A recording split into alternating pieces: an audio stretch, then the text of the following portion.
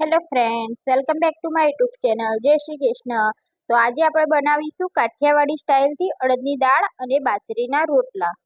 શિયાળાની સ્પેશિયલ આ વાનગીને ઘરે બનાવવી ખૂબ જ આસાન છે. ખૂબ જ ટેસ્ટી અને ચટકેદાર બનાવી અને સાથે સાથે બાજરીના જો તમારા બાજરીના રોટલા સારા ના બનતા હોય તો કેવી રીતે બનાવવા એ હું આગળ વિડીયોમાં જણાવીશ. તો તમે વિડીયોમાં બન્યા રહેજો. પહેલી વાર બનાવતા હશો તો પણ તમારી દાળ અને બાજરીનો રોટલો ખૂબ જ સરસ બનશે. તો ચાલો જોઈ લઈએ અડદની દાળ અને બાજરીના રોટલાની રેસીપી. સારી લાગે તો વિડીયોને લાઈક કરજો, શેર કરજો. તો સૌથી પહેલા અડદની દાળ બનાવવા માટે 1 કપ અડદની દાળ લઈશું. અડદની દાળને સારી રીતે સાફ કરી 2 થી 3 વાર આપણે પાણીથી ધોવાની છે. પછી આપણે દાળને બાફવાની છે. તો આ રીતનું વ્હાઈટ પાણી જ્યાં સુધી ના નીકળે ત્યાં સુધી આપણે દાળને ધોઈ લઈશું. હવે આપણે એને કુકરમાં બાફવા મૂકીશું. તો અહીંયા 1 કપ દાળ લીધી છે તો સાથે આપણે 2 કપ પાણી એડ કરવાનું છે. તો આટલી ક્વોન્ટિટીથી 2 લોકો જમી શકે એટલી દાળ બનશે. હવે આપણે કુકરનું ઢાંકણું બંધ કરી 3 થી 4 વિસલ બોલાવી લઈશું. હવે એકદમ ટેસ્ટી અને ચટાકેદાર બનાવવા માટે એક પેનમાં 3 ટેબલ સ્પૂન તેલ ગરમ કરવા મૂકી દઈશું. તો આપણું તેલ ગરમ થાય એટલે 1 ચમચી જેટલી રાઈ એડ કરીશું અને રાઈ ફૂટે પછી આપણે 2 મોટા લાલ મરચાં એડ કરીશું. 1 ચમચી જીરું એડ કરીશું. અડદની દાળમાં વઘાર કરવાની જ ખૂબી હોય છે. જો આ રીતે વઘાર સરસ થાય તો અડદની દાળ એકદમ ટેસ્ટી બને છે.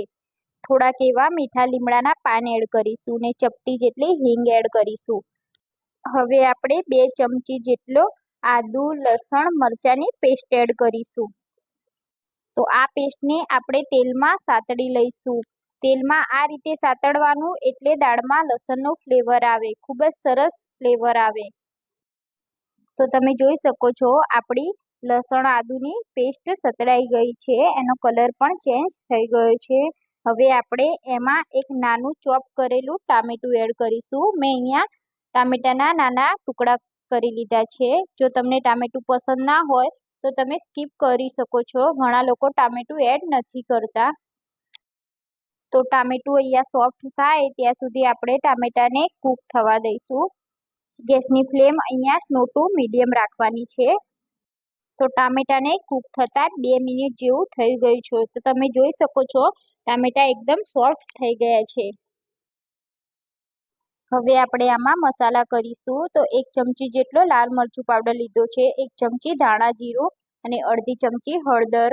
હવે આપણે આને તો ટામેટા સાથે મિક્સ કરી લઈશું અને મસાલાને આપણે સારી રીતે કૂક થવા દઈશું.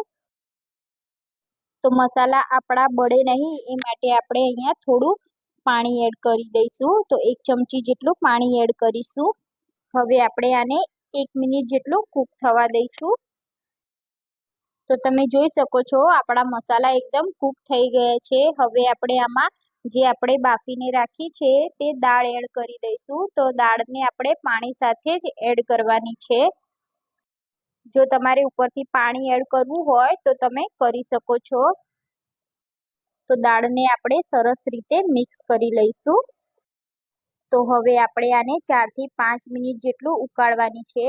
તો અહીંયા આપણે ધીમા તાપે દાળને ઉકાળવાની છે. જો તમે દાળને ધીરા તાપે ઉકાળશો તો તમારી દાળ એકદમ ટેસ્ટી બનશે. તો અહીંયા આપણે સ્વાદ મુજબ મીઠું એડ કરીશું. તો અહીંયા દાળ આપણી ઉકળી ગઈ છે. હવે આપણે આમાં ગોળ એડ કરીશું. તો મેં અહીંયા 1 ચમચી જેટલો ગોળ એડ કર્યો છે. જો તમને ગળપણ પસંદ ના હોય તો તમે સ્કીપ કરી શકો છો. હવે આપણે કોથમીરના પાન ઉપરથી એડ કરીશું. આ દાળ એકદમ ચીકણી હોય છે. તો આને ખાવાથી તમારો કમરનો દુખાવો હોય કે ઢીંચણનો દુખાવો હોય તો તેમાં રાહત મળે છે. તો વીકમાં એકવાર આ દાળ જરૂરથી બનાવવી જોઈએ. તો તમે જોઈ શકો છો આપણી એકદમ ટેસ્ટી અને ચટાકેદાર રેડી થઈ ગઈ છે. તો તમે આ દાળ આ રીતે બનાવશો તો તમારા ઘરના બધા સભ્યોને આ દાળ ખૂબ જ ભાવશે. હવે સાથે આપણે બાજરીના રોટલા બનાવીશું. તો બાજરીના રોટલા બનાવવા માટે મેં અહીંયા 1 કપ જેટલો બાજરીનો લોટ લીધો છે. તો અહીંયા ઝીણો લોટ આવે છે એ જ બાજરીનો લીધો છે. તો હવે લોટમાં સ્વાદ પ્રમાણે મીઠું એડ કરી દઈશું અને લોટમાં થોડું થોડું પાણી નાખી લોટને બાંધવાનો છે. તો 1 કપ લોટ બાંધવામાં અડધા કપ જેટલું પાણીની જરૂર પડશે.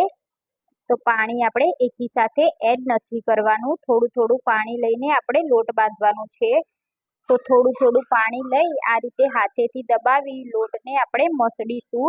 જેટલો તમે વધારે લોટ મસળશો એટલો જ તમારે રોટલો સારો બનશે. તો વધારે લોટ મસળેલો હશે તો તમારો રોટલો સારો વણાશે, વણવામાં તમને તકલીફ નહીં પડે.